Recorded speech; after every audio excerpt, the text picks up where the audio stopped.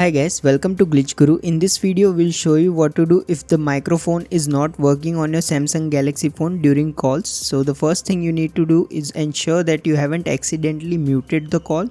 If you have, simply tap on this mute button to unmute the call. Now press the volume up button to increase the volume. If this does not help, go to the settings app. Now scroll down and tap on security and privacy. In this menu, scroll down again and tap on control and alerts.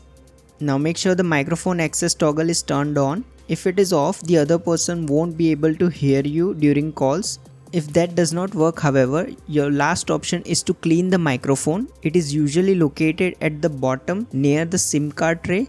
You will need to use a toothpick or a SIM ejector tool or something similar to clean the microphone. Carefully insert it inside the microphone and rotate it a few times. After that, pull it back and your microphone should be cleaned. After that, try making a phone call and see if the microphone works.